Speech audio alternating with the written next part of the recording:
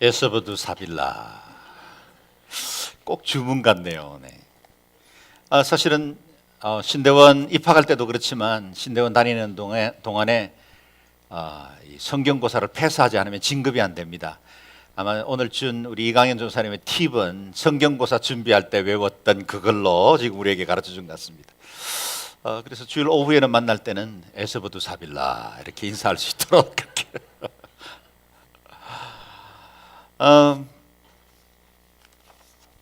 우리는 지난주일 교회 계시록의 7교회 묵상을 시작했습니다. 신약 성경에 기록되던 시대의 교회는 4단계를 거쳐서 성장했음을 보여줍니다. 첫 번째 단계는 교회 설계 시기다, 그렇게 볼 수 있죠. 마태복음 16장에 보면 사도 베드로의 신앙 고백을 듣고 예수님께서 친히 칭찬하시면서 주셨던 말씀, 그때 마치 숨겼던 설계도 하나를 꺼내 보이시듯이 교회에 관한 첫 말씀을 주셨습니다. 내가 이 반석 위에 내 교회를 세우리니 음부의 권세가 이기지 못하리라. 설계 단계죠. 두 번째 단계는 사도행전에 기록된 교회의 확장, 설립과 확장의 단계입니다. 오순절에 성령이 임하고 예루살렘의 교회가 세워지면서 교회는 그야말로 동시다발적으로 예루살렘, 유대, 사마리아를 복음화 끝나고 그 다음 복음으로 이렇게 진전된 것이 아니라 한꺼번에 동시다발적으로 복음을 가졌던 가슴이 뜨거워진 사람들이 열방으로 흩어져서 복음을 전하던 시대이죠. 오직 성령이 너희에게 임하시면 너희가 권능을 받고 예루살렘과 온 유대와 사마리아와 땅끝까지 이르러 내 증인이 될 것이다. 예언하신 그대로 사도행전의 역사는 그야말로 복음의 진전 과정을 잘 보여주고 있습니다. 사도 바울의 전도팀에 의해서 안디옥 교회를 베이스로 하고 2차와 3차 전도 여행을 계속해 왔는데요. 그래서 갈라디아 그리고 소아시아, 그리스 여러 지역으로 결국 로마 제국의 심장부까지 복음이 전파되는 과정을 보여줍니다. 세 번째 단계는 교회의 성숙과 리더십의 양성 단계라 그렇게 볼 수 있습니다. 우리가 알고 있는 대부분의 서신서 그리고 목회 서신은 다 교회와 리더십의 성장에 대한 하나님의 마음이 잘 담겨 있습니다. 그래서 교회 성장을 위해서는 고린도, 갈라디아, 에베소서, 빌립보, 골로새, 데살로니가 지역에 세워진 교회들에게 쓴 편지들, 그 다음에 디모데 전후서, 디도서, 이런 것들은 다 리더들을 온전하게 세우기 위한 말씀들이었죠. 마지막 네 번째 단계가 요즘 우리가 묵상하는 계시록의 교회 단계, 거룩한 신부로 다시 오실 주님을 준비하는 그런 교회로 세워질 수 있도록 준비하는 단계지요. 또 내가 보매 거룩한 성 새 예루살렘이 하나님께로부터 하늘에서 내려오니 그 준비한 것이 신부가 남편을 위하여 단장한 것 같더라. 아멘. 지상의 모든 교회들은 나중에 천상에 속한 그 하늘의 교회로 연결될 겁니다. 여러분, 우리가 매월 첫째 주에 성찬식을 행하는데 이 성찬식은 어린 양의 혼인잔치에서 참여하게 될 거룩한 만찬과 연결됩니다. 오늘 우리가 드리는 때로는 부족하기도 하고 때로는 허물도 드러나는 이 지상의 교회는 마지막 날 천상의 교회, 영원하신 하나님의 보좌 앞에서 이루어지는 24장로들과 내생물과 그리고 허다한 무리들이 함께 찬양하는 그 예배로 이어지게 될 거예요. 그래서 이 땅에서 예배하는 것들은 그냥 단순히 오늘 우리의 예배로 그치지 않고 천상의 예배로 나아가는 과정이다라는 겁니다. 오늘 우리는 세 번째와 네 번째 단계에 속해 있습니다. 그래서 현실의 교회는 여러 가지 문제, 어려움 중에도 계속해서 확장되어야 하고 성장해야 하고 오늘 아침에 나눈 것처럼 교회 복음의 사명들을 감당해야 합니다. 동시에 우리는 마지막 날 어린 양 혼인잔치에 참여할 거룩한 신부로 단장해 나가는 시간입니다. 그런 의미에서 이번 7교회 묵상은 교회된 우리 자신이 교회라고 그랬죠. 교회된 우리 자신과 이 땅의 교회들을 어떻게 새롭게 해야 하는지, 어떻게 우리가 다시 오실 그 주님 앞에 거룩한 신부로 설 것인지를 준비해 나가는 시간들이다, 이렇게 볼 수 있겠습니다. 오늘 7교회 중에 첫 번째 교회인 에베소 교회에 주신 말씀을 묵상해 보겠습니다. 1절을 다시 읽어보죠. 시작. 너는 에베소 교회의 사자에게 이렇게 쓰라.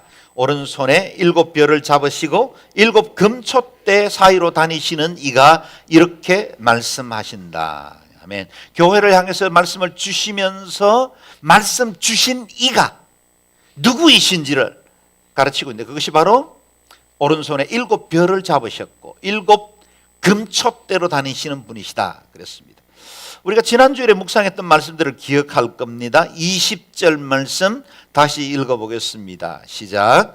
내가 본 내 오른손에 7별과 7 금촛대의 비밀은 이것이니 7별은 7 교회의 사자들이요 7 촛대는 7 교회이다. 아멘. 여기에 7별은 7 교회를 수호하는 천사일 수도 있고, 그리고 7 교회의 감독들, 지도자를 의미할 수 있다고 말씀드렸습니다. 정확하게 어느 해석으로 해야 되는지에 대한 것들은 그다지 중요하지 않습니다. 왜냐하면 주님이 붙들고 계신 오른손, 그 권능의 손, 의로운 손, 그 주님의 전능하신 손으로 붙들고 있는 이 7별은 곧 하나님의 손에 붙들려 있고, 교회를 우리가 섬겨 나갈 때 우리 주님이 친히 이 모든 이들을 통치해 나간다는 사실을 보여주고 있죠. 7 촛대는 우리가 알고 있는 대로 7 교회를 의미했습니다. 부활하신 주님은 이 땅의 교회들을 두루 살피십니다. 우리 주님은 교회에 대해서 관심이 많으십니다. 우리 주님께서 이 지상에 세우신, 직접 설계하시고 만든 기관은 단 2개밖에 없습니다. 가정과 교회입니다. 그래서 가정과 교회는 생리적으로 굉장히 많이 닮았고, 이 둘은 우리 하나님의 지대한 관심 속에 있습니다. 하나님은 믿음의 사람들이 건강한 가정을 이루기를 바라고, 동시에 속해 있는 교회를 건강하고 아름다운 교회로 세워지기를 원하십니다. 우리 주님은 이 땅에 유엔을 설립하거나 아니면 인스티튜트나 또 학술기관들, 때로는 군대나 이 땅의 조직들을 만드신 적이 없습니다. 단지 교회를 직접 설계하셨고 만드셨기 때문에 교회가 건강하게 살아가야 이 세상을 변화시키는 하나님의 손길이 된다는 걸 아시는 거죠. 교회는 이 세상의 유일한 소망입니다. 자, 이제 에베소 교회와 그리고 그 도시 에베소에 대해서 좀 더 살펴보려고 합니다. 에베소는 소아시아의 관문 도시라 할 만큼 교통과 무역이 발달된 항구 도시였습니다. 당시 소아시아 지역의 행정 수도는 버가모였습니다. 그러나 실제적으로 경제적으로 발전하고 도시가 번창한 곳은 에베소가 단연 어뜸이었죠. 미국의 수도는요, 워싱턴 DC입니다. 가보셨습니까? 그다지 그렇게 복잡하지도 인구가 많지도 않습니다. 그러나 뉴욕을 가면 금세 엄청난 인구와 그 경제력에 놀라게 되죠. 마치 수도는 DC지만 뉴욕이 경제적인 주도력을 해나가는 것처럼 버가모가 행정적인 수도였지만, 그러나 에베소가 그 모든 문화와 상업을 이끌어가는 도시였다라는 겁니다. 당연히 종교적으로도 중심지 역할을 했습니다. 터키의 순례를 가면 남서부 지역에 셀축이라는 도시에 방문하게 됩니다. 그리고 그 인근에 비교적 원형이 잘 보존되어 있는 에베소 유적지를 만날 수 있습니다. 아직도 발굴 작업이 다 끝나지 않았습니다. 그러나 사도 바울과 요한이 활동하던 당시의 옛 도시들이 어떠했을지를 상상할 수 있을 만한 충분한 고고학적 자료들이 남아 있습니다. 감사하다고 표현해야 될는지는 모르겠지만 이 도시가 갑자기 비게 되고, 그리고 그곳에 오랫동안 토사가 쌓이면서 전혀 도시의 형태를 갖지 못하다가 오랜 후에 1800년대 후반에 가서야 이 도시가 발견되기 시작했어요. 그래서 고고학적 발굴이 시작되면서 비교적 그 도시의 원형들이 잘 남아있다는 겁니다. 몇 개의 사진들을 보면 당시 에베소의 규모가 얼마나 대단했는지를 짐작할 수 있습니다. 이 반원형 극장, 연극장이죠. 당시 로마의 문명과 에베소의 발전상을 보여주는 곳입니다. 사도 바울 전도팀이 에베소의 우상 숭배자들을 선동으로 죽을 위기에 맞았을 때 이 바로 연극장 안에 사도 바울의 전도팀을 끌고 가서 소위 오늘로 말하면 군중재판처럼 이들을 처벌하려고 하던 바로 자리가 그 현장입니다. 거의 그때의 현장의 모습과 변하지 않을 정도로 원형이 그대로 남아 있습니다. 제가 저기 극장 중간에 서서 갈보리산 위에 찬송을 했습니다. 저기에 관광 온 외국 관광객들이 박수를 쳐줬습니다. 그런데 이 극장은 2만 5천 명을 수용할 수 있는 공간인데 저기서 당시에 오늘날처럼 이와 같은 스피커가 있는 것도 아니고 또 뭐 음향시설이 잘 돼 있는 것도 아니었죠. 그러나 불가사의 할 만큼 저기에서 이루어지는 모든 연극을 저 끝에 있는 사람들도 그 소리를 다 들을 수 있을 만큼 아주 탁월한 설계가 되어 있다는 것입니다. 이 극장이 2만 5천 명이 입장할 수 있다면 대체로 10배 정도의 도시 규모를 짐작할 수 있습니다. 당시의 에베소의 인구가 거의 25만 명 정도가 되었을 거라 그렇게 짐작합니다. 어마어마한 도시였죠. 당시에는 에베소의 거래가 이루어지던 시장 모습입니다. 저작거리라고 말할 수 있죠. 무역과 상거래가 매우 활발하게 이루어졌음을 보여주고 있고요. 소아시아의 여성들은 여기 시장에 한번 가보는 게 소원이었다라는 기록이 남아있을 만큼 대단히 많은 물건들과 상업들의 교류가 활발하게 이루어졌던 곳입니다. 에베소의 사우나 시설입니다. 다음을 보여주시면 여기 상업지구 장면이 먼저 나오네요. 에베소 항구와 연결되는 상업지구입니다.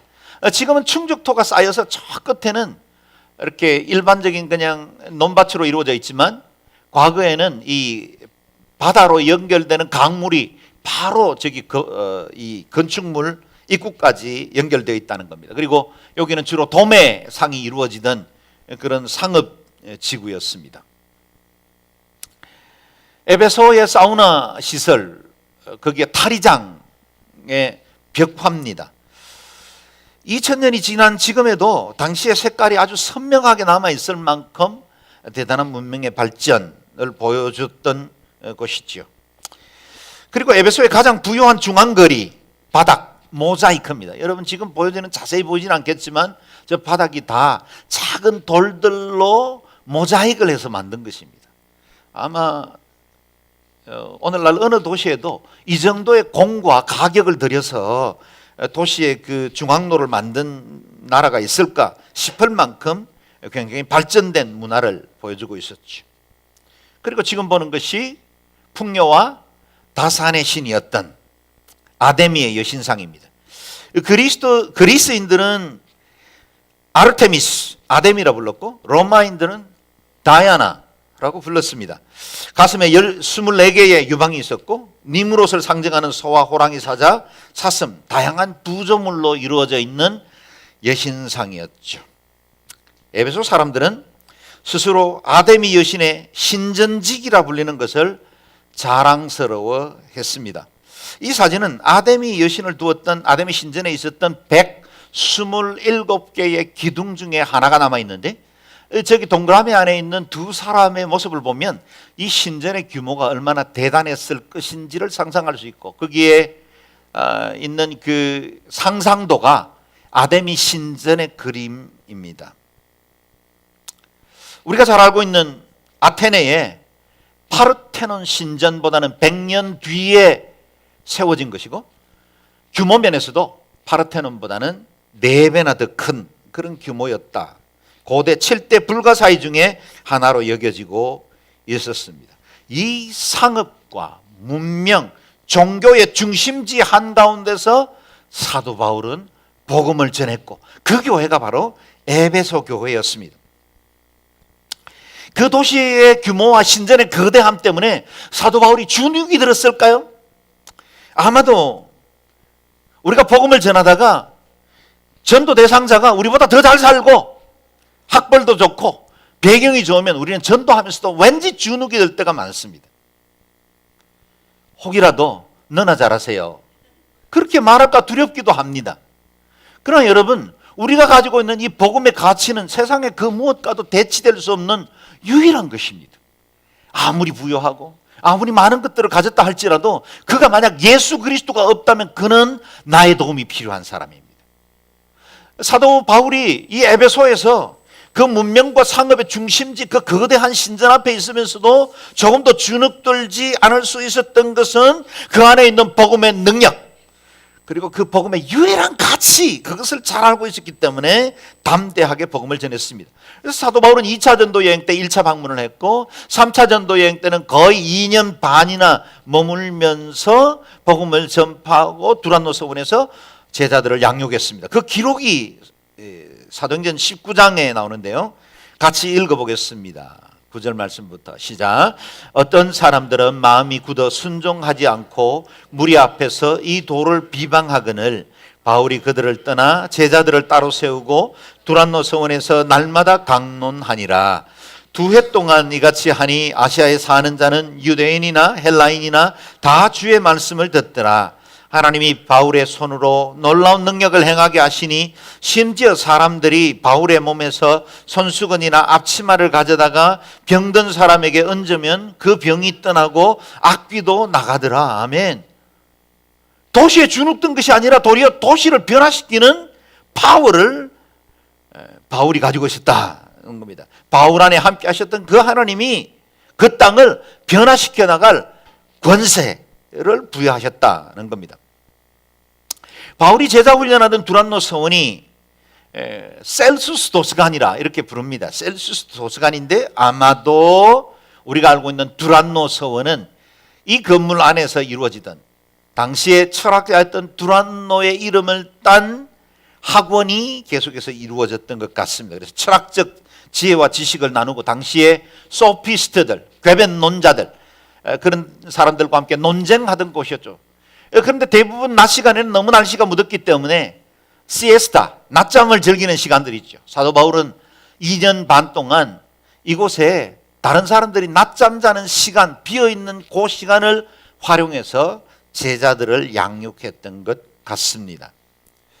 이와 같은 에베소에 인근 도시의 사람들이 많이 방문을 했는데 그 방문한 사람 중에 한 사람, 빌레몬이라는 사람이 이곳에서 제자 양육을 받고 자기 고향에 돌아가서 세운 교회, 자기 집에서 시작된 가정교회가 우리가 알고 있는 골로새 교회입니다. 이와 같이 이 에베소는 주변 지역에도 영향을 끼쳤습니다. 아시아에 사는 자는 유대인이나 헬라인이나 다 주의 말씀을 듣더라.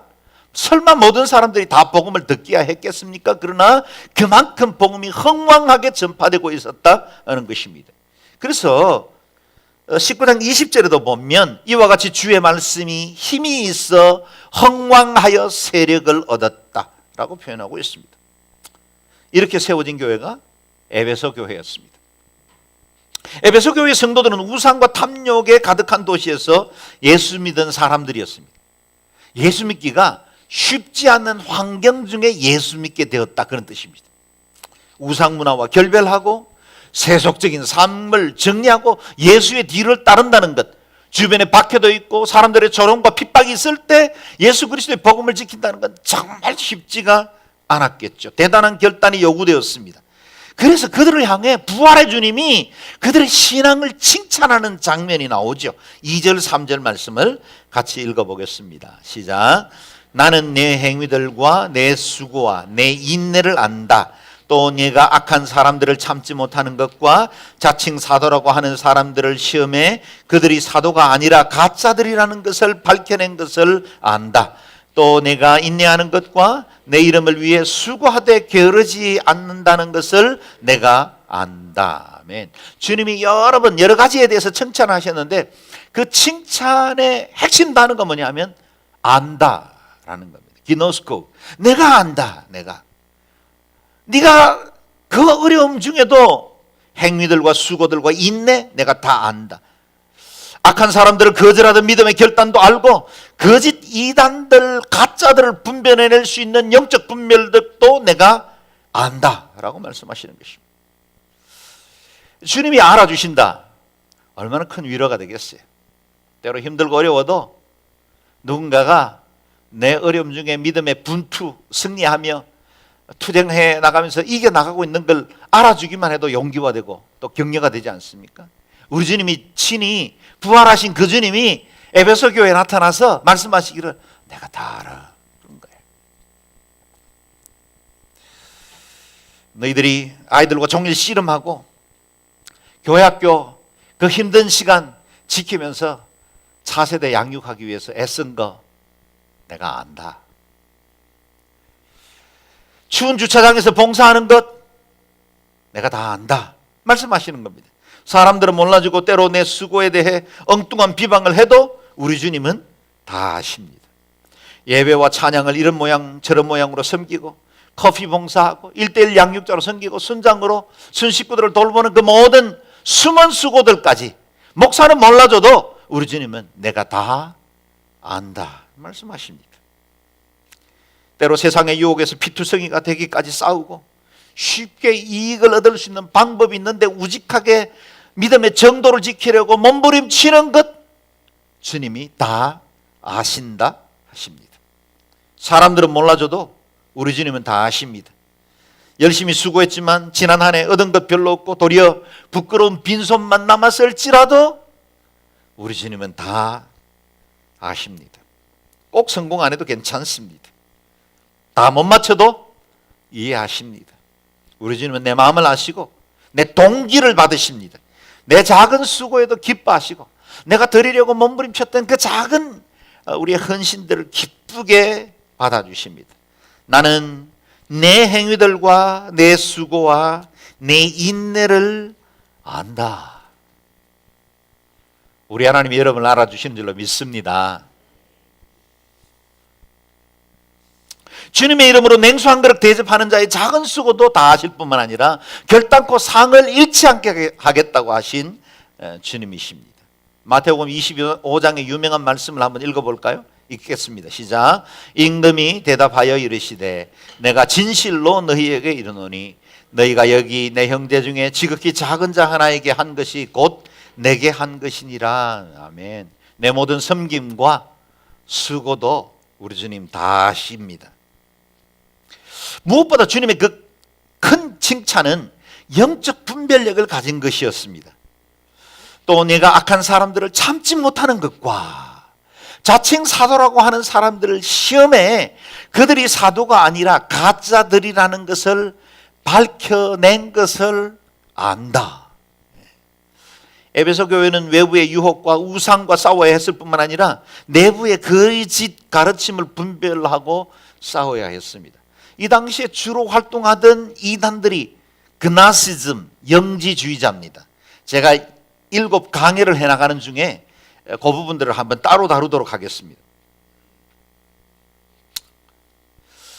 우리는 지금도 주변의 수많은 이단들과 교회들을 혼란케 하는 거짓 교사들을 만나죠. 성도들을 미혹하고 성도들에게 이것이 참 진리라고 그렇게 유혹하기도 합니다. 신천지가 한동안 조용하더니 요즘 다시 공략을 시작했습니다. 수많은 이메일들 무차별로 뿌리기 시작하는데 저희 이메일은 뭐 교회의 홈페이지 같은 데도 공개가 돼 있으니까 그런 걸 잡고 계속해서 뿌리는 겁니다. 하루에 6, 7통 정도 뭐 물론 읽어보지도 않습니다. 제목만 보면 아니까요. 그걸 지우면서 매일매일 이메일 함을 정리하는데 어떤 때는 굉장히 짜증이 납니다. 아, 이 인간들 내가 그냥 제대로 교리적으로 한번 설득을 해서 너희들이 얼마나 잘못 믿고 있는지 그것 좀 말해볼까 이 생각이 유혹이 여기까지 오르지만 대응하지 않습니다. 대응만 하면 그 다음부터는 벌떼같이 달리더라고요. 이 이단의 아주 그 교묘한 전략들을 잘 알기 때문에 그냥 제가 귀찮아도 계속해서 스팸으로 보내는 게 일주일에 30통 40통이 되는데 계속 똑같은 내용을 다양한 이름으로 또 다른 이메일 주소로 계속 보내는 거예요. 이게 복음입니까? 이게 진리를 주장하는 사람이라고 말할 수 있겠어요? 거짓을 가지고 사람들을 미혹하는 사람들은 이런 형태로 덤벼듭니다. 지금도 이단에 맥없이 넘어가는 성도들이 많은데 당시에 아직 어린 이방 지역의 교회가 거짓을 분별하고 진리를 분별해서 참된 복음 앞에 바로 서 있기가 쉽지 않았을 겁니다. 그럼에도 불구하고 에베소 교회는 영적 분별력으로 가짜를 구분해냈습니다. 6절 말씀에는 어떤 가짜였는지 구체적인 칭찬도 하십니다. 6절을 한번 읽어볼까요? 시작. 그러나 내가 잘한 것이 있으니 내가 니골라당이라 하는 짓들을 미워하는구나. 나도 그것을 미워한다. 니골라당 누군지는 잘 모르겠죠. 우리는 자유한국당, 민주 무슨 당 이런 건 아는데 니골라당은 몰랐어요. 근데 이 니골라당에서는 2주 후에 좀 제가 버가모 교회 말씀 강의를 하면서 그때 좀 자세히 다루려고 합니다. 에베소 교회는 이 나눌 메시지가 너무 많아서 일단은 그건 뒤로 잠깐 접어놓고 좀 더 자세히 묵상하면 좋겠습니다. 여기서 우리가 주목해야 할 것은 우리 주님께서 미워하는 것을 에베소 교회도 미워했다는 거예요. 여러분, 우리 주님께 칭찬 받으시려면 주님 좋아하시는 거 나도 좋아하고 주님 미워하는 거 나도 미워해야 해요. 주님 미워하는 거 좋아하고 주님 좋아하시는 건 하지도 않고 순종도 안 하고 어떻게 주님께 은총을 입을 수 있겠어요? 에베소 교회의 칭찬은 우리 주님께서 미워하는 그것에 대해서 그들도 단호하게 거절하고 미워했다는 겁니다. 이 일이 있기 40년 전입니다. 40년 전에 에베소 교회를 개척하고 제자들을 양육했던 사도 바울은 3차 전도 여행을 끝나고 소아시아뿐만 아니라 그리스 지역까지 복음 전도를 다 마친 이후에 예루살렘으로 올라가는 그 길에 내가 다시는 에베소 교회를 방문하지 못할지도 모르겠다는 그런 마음이 들어서 밀레도라는 항구 도시에 에베소의 지도자들을 초청을 해서 너희들은 그쪽으로 와라. 내가 에베소까지 가기는 어려우니까 마지막으로 좀 미팅을 하고 싶다. 그래서 밀레도 해변에서 마지막 작별 인사를 하고 그들이 부둥켜 안고 울며 서로 축복하는 아주 감동적인 장면이 나옵니다. 그런데 그때 사도 바울이 에베소 장로들에게 작별 인사를 하면서 예언적 권면을 했는데 그것이 사도행전 20장에 나와요. 같이 한번 읽어볼까요? 29절부터 시작. 내가 떠난 후에 사나운 이리가 여러분에게 들어와서 그 양떼를 아끼지 아니하며 또한 여러분 중에서도 제자들을 끌어 자기를 따르게 하려고 어그러진 말을 하는 사람들이 일어날 줄을 내가 아노라. 그러므로 여러분이 일깨어 내가 3년이나 밤낮 쉬지 않고 눈물로 각 사람을 훈계하던 것을 기억하라. 아멘. 40년 전 예언입니다. 내가 떠난 이후에 나중에 사나운 이리가 여러분에게 들어올 것이다. 양떼를 아끼지 않는다. 이리들은 양떼를 아끼지 않습니다.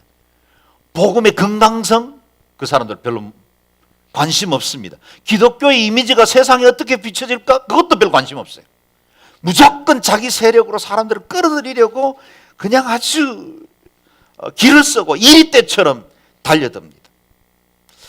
이와 같이 바깥으로부터 양떼를 삼키려고 들어오는 사람들이 있는가 하면 동시에 에베소 교회 내부에서 사람들이 자기를 따르게 하려고, 오늘 본문에 보면 양떼들이 주님을 따르는 게 아니라 자기를 따르게 하려고 어그러지는 말을 하는 사람들이 일어날 줄을 내가 아노라.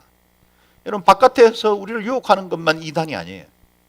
교회 공동체 안에서 자기의 생각과 자기 주장으로 교회를 이끌어 가려고 하고 사람들을 자기 편으로 만들려고 하는 것도 역시 사도 바울의 경계 내용 중에 하나였습니다.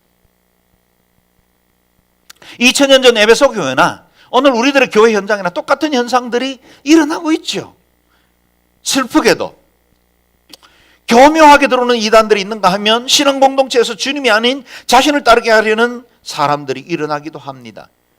그런데 에베소 교회는 사도 바울의 그 눈물의 훈계를 원복음으로 원색복음으로 개척했던 에베소 교회답게 진리를 굳건히 지켜내었습니다. 에베소 교회는 이단과 거짓 사설에서 진리를 지킴으로 칭찬받는 교회가 되었습니다. 저는 저와 여러분에게 영적 분별력이 있기를 주의 이름으로 축복합니다. 영적 분별력이 필요합니다. 그런데 이 분별력은 그냥 생기지 않습니다. 에베소 교회를 칭찬한 말들을 보면 참고 견디고 게으르지 않았다.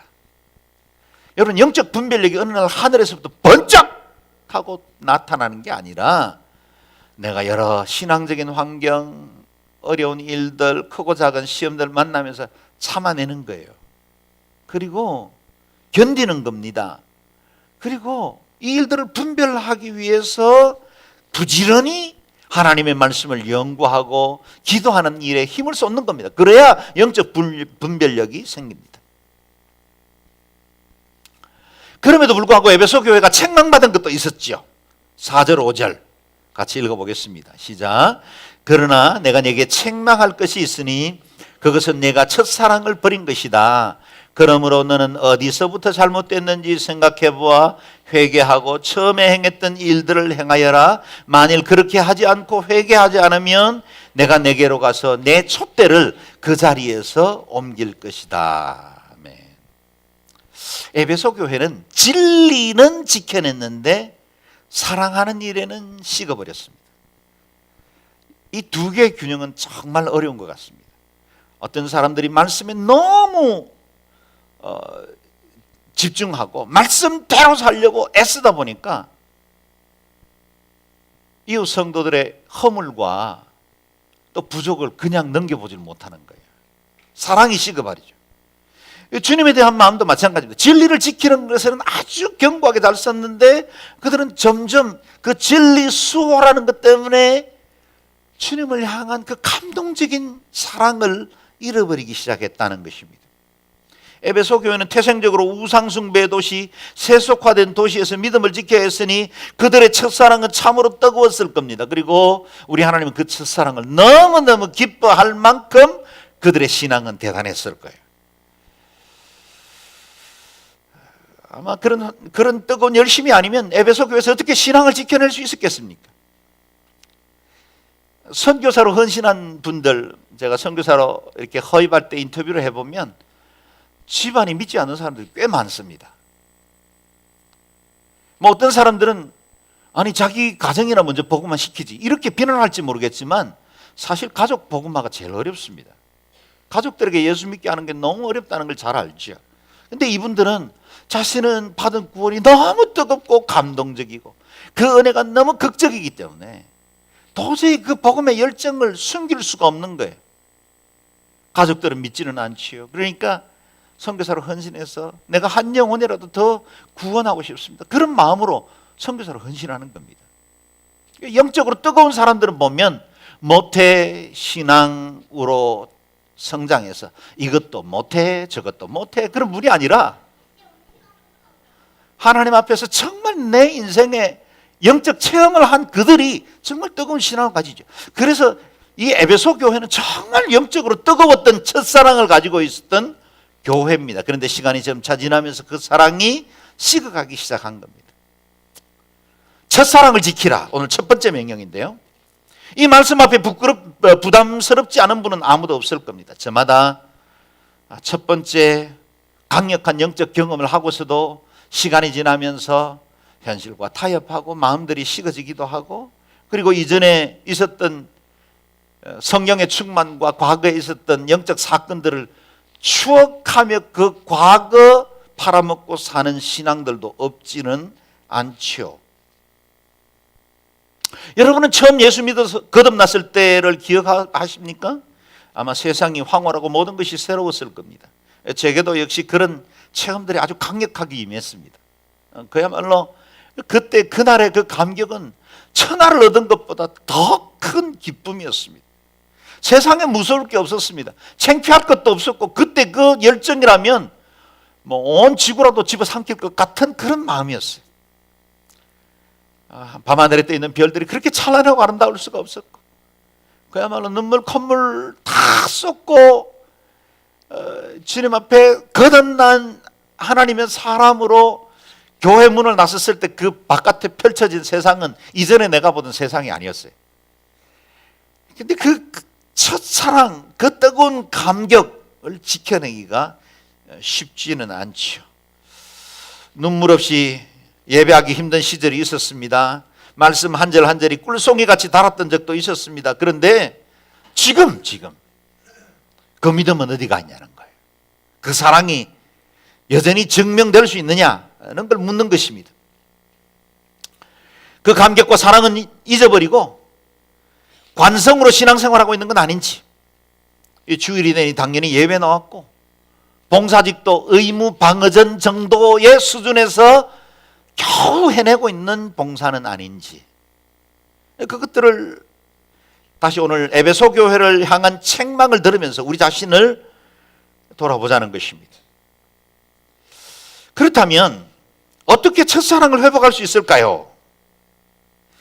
에베소 교회의 첫사랑 회복에 관한 비결이 나옵니다. 오늘 그걸 저희들이 우리에게 적용해 보았으면 좋겠습니다. 5절을 다시 읽어보겠습니다. 시작. 그러므로 너는 어디서부터 잘못됐는지 생각해 보아 회개하고 처음에 행했던 일들을 행하여라. 만일 그렇게 하지 않고 회개하지 않으면 내가 내게서 가서 내 촛대를 그 자리에서 옮길 것이다. 아멘. 몇 개의 단어를 주목해 보면 방법, 해답이 나옵니다. 영어의 4개 머리글자 R로 정리할 수 있습니다. 생각하라, remember. 회개하라, repent. 회복하라, restore. 그렇지 않으면 if not, remove. 제거할 것이다, 옮길 것이다. 이 4개의 단어가 우리가 첫사랑을 회복하기 위해서 나아가는 방법입니다. 첫 번째, 생각하라, remember 하십니다. 어디서부터 잘못되었는지를 한번 생각해 보라는 것입니다. 그리고 우리 번역에는 나오지 않지만 개역 번역에는 네가 어디에서 떨어졌는지를 생각하라고 해요. 네가 어디에서 떨어졌는지, 무엇 때문에 너의 믿음이 떨어졌는지, 네가 실패했던 그 자리, 너의 영적 성장을 가로막는 아킬레스건이 어디에 있는지 그걸 보라는 겁니다. 내 마음을 냉담하게 만들고 교회 생활의 목적을 잘못된 기준에 두고 있지 않는지, 어디서 멀어지게 되었는지 돌아보라, 생각해보라 하는 겁니다. 그리고 첫 번째 누렸던 그 은혜의 감격을 remember, 기억하라. 내가 얼마나 주님을 뜨겁게 사랑했던가, 그리고 그때 그 감격이 내 인생에 얼마나 큰 의미였고 그것이 내 삶을 이렇게 바꾸어 놓지 않았는가, 그걸 기억하라는 것입니다. 두 번째, 회개하라, repent 하십니다. 잘못된 것이 사실이거든 돌아서라 하는 겁니다. 하나님의 사랑을 약화시키고 흩어버리게 하는 것들로부터 돌아서라. 내가 정말 주님 사랑하고 주님 앞에 온전한 예배를 드리는데 그걸 못하게 하는 것이 혹 내 주변에 아직도 남아있는 건 아닌가. 하나님 사랑하고 예배하는 그 감격이 혹 우리 안에 있는 인간관계 때문에 상쇄되어 버린 건 아닌가. 내게 잘못된 그것들을 돌아보고 거기서 돌아서라 하는 겁니다. 여러분, 주님이 회개하라 그렇게 말씀하셨을 때는 때로 그것은 부담스럽기도 하고 우리를 책망하는 것이기도 하지만 동시에 회개하면 용서해 주마, 그런 말씀이 담겨 있는 겁니다. 회개하고 돌아서기만 하면 내가 받아주마, 과거를 정리시켜주마, 새롭게 하마, 너의 인생에 놀라운 일들을 내가 행할 수 있다 라고 말씀하시면서 돌아오라고 하시는 겁니다.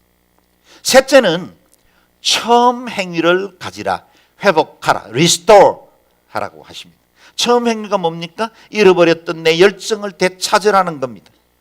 예전에 열심히 봉사했던 과거를 팔아잡수시지 말고 이제 다시 한번 내 안에 그와 같은 열정들이 일어날 수 있도록 주님 앞에 회복시키라는 겁니다. 첫 마음을 따라 행했던 봉사와 헌신, 그것들을 되찾으라 말씀하십니다. 그리고 그 뒤에 무서운 말씀이 따라 나오죠. 만약 그렇게 하지 않고 회개하지 않는다면, if not, 만약 네가 그렇게 하지 않는다면 내 촛대를 그 자리에서 remove, 옮길 것이다. 굉장히 무슨 말씀이죠. 은혜의 촛대, 복의 촛대, 사명의 촛대를 옮기겠다 그랬습니다. 지난 2000년 교회 역사를 보십시오. 촛대가 어떻게 옮겨져 왔는지가 마치 세계 지도를 펴놓으면 그 이동의 경로를 확인할 수 있을 정도입니다. 뚜렷해요. 여러분, 주님이 촛대를 어떻게 옮겼는지를 우리 눈으로 확인할 수 있을 만큼 이 변화가 뚜렷해집니다.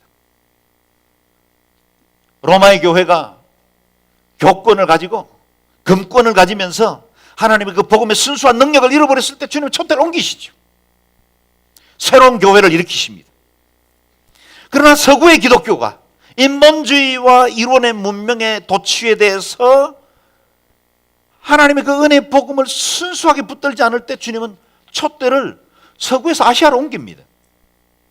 아시아에서, 라틴 아메리카에서, 유럽에서, 아프리카에서 이루어나는 놀라운 일들을 한번 보십시오. 물론 그 안에도 촛대는 계속 이동합니다. 여러분, 교회 건물 잘 지어놓고 정말 엄청난 성도들의 헌신에 의해서 교회가 세워질 때는 정말 얼마나 많은 눈물과 기도가 있었겠어요. 돈 소중하지 않는 사람이 어디 있습니까? 헌금할 때 약간의 아까운 마음 들지 않았던 사람 별로 있을까요? 다 그렇게 해서 만들어진 교회인데 어느 날 교회는 텅텅 비어가는 거예요. 촛대가 옮겨진 것이죠. 유럽에 여행을 가보셨습니까? 우리 성도들 중에 몇 명이 지금 또 유럽에 여행을 가신 분들도 있어요? 가보세요. 어마어마한 교회. 그야말로 오늘 우리 교회에 있는 이런 벽돌, 구운 벽돌은 비교도 안 될 만큼 어마어마하고 값진 대리석과 황금으로 뒤덮은 그 교회가 노인들 몇 명만 드리는 예배가 되었어요. 그리고 그 촛대는 너무나 놀랍고 감사하게도 아시아로 왔고, 그 아시아 동방 그 극동의 작은 나라인 우리에게 이 촛대가 옮겨져 왔지요.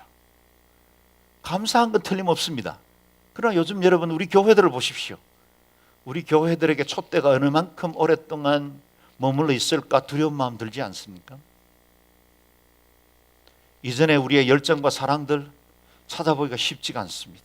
그야말로 순수하게 말씀만 바라보고, 때로는 가난하고 병들고 아무것도 없었지만 주님 한 분 때문에 그냥 큰 밥솥 걸어놓고 부흥회라면 다 찾아다니면서 은혜 말씀 사모하고, 그리고 그것으로 자라나려고 몸부림쳤던 시기가 있죠. 지금은 온통 홍수와 같이 물이만 넘쳐납니다. 인터넷에 들어가면 어마어마한 유명한 설교들, 그리고 좋은 예배들이 어마어마하게 많죠. 책자와 방송들 그렇게 뛰어나지만 우리의 신앙은 점점 식어가고 있습니다. 첫사랑을 회복하라. 제가 선교지에 1년에 한 12차례는 나가는 것 같습니다.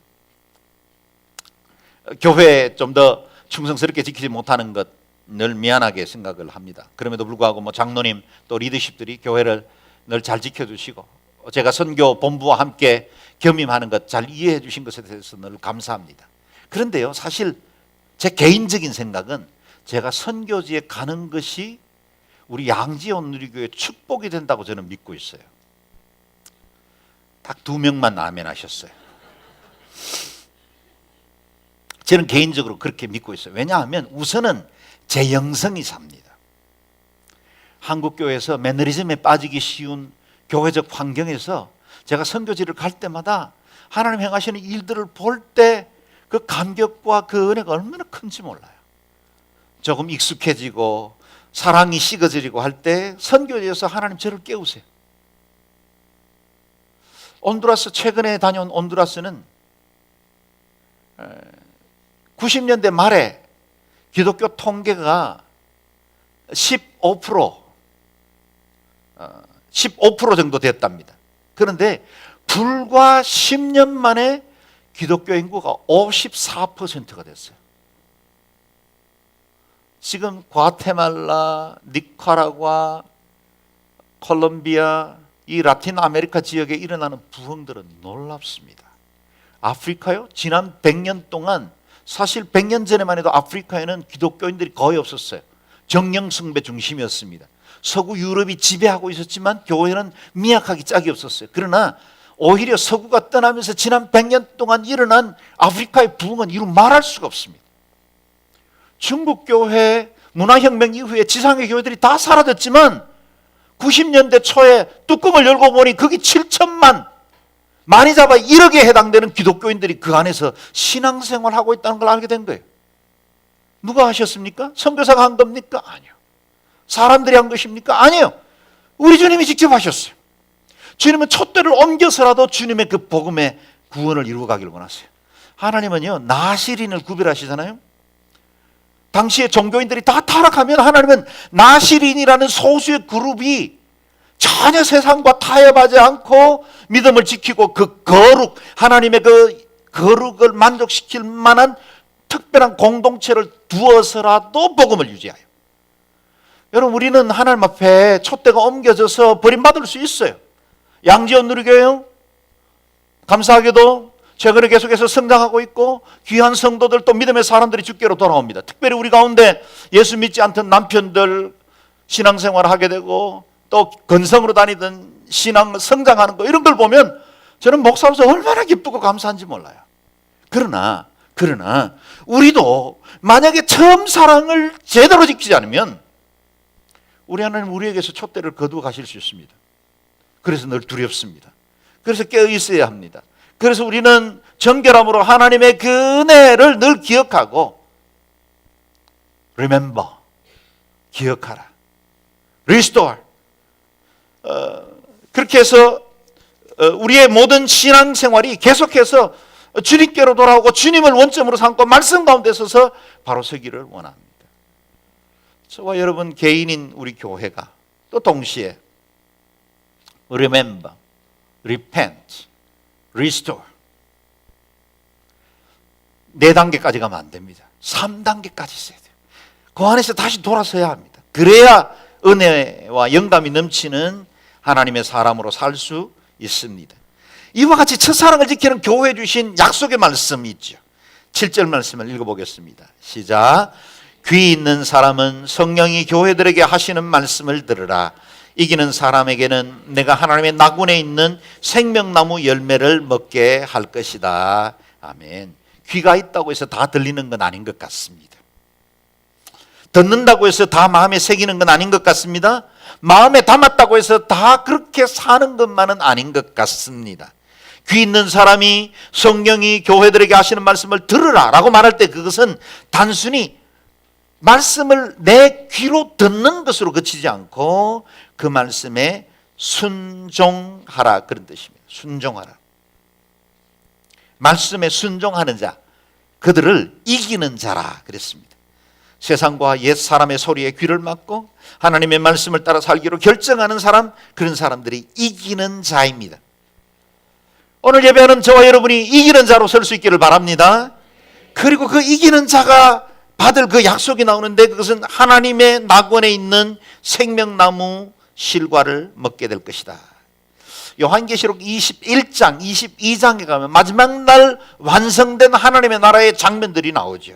거기 주님의 그 12진주 대문이 있고 그 가운데 하나님의 은혜의 강수가 흘러가는데 그곳에 12계절 동안 열매 맺는 생명나무 실과가 있다 그랬습니다. 그곳에 나는 모든 풀들은 어떤 병이라도 치료할 수 있는 치료자가 됩니다. 치료제가 됩니다. 우리가 천국에서 영원히 살 수 있는 이유는 뭡니까? 생명나무 실과를 먹기 때문이에요. 또 우리가 그곳에서 어떤 병도 고통도 아픔도 슬픔도 더 이상 있지 않는 이유가 뭡니까? 그곳에는 모든 것들이 치료제입니다. 그것들을 먹게 할 것이다 그랬습니다. 이기는 자에게 약속된 것은 천국입니다.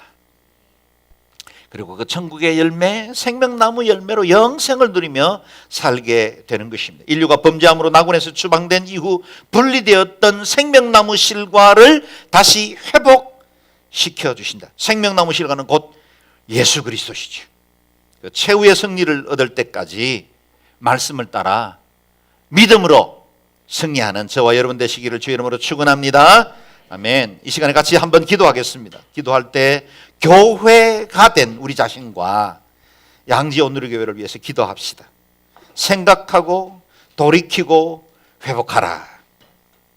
생각하고 회개하고 회복하라.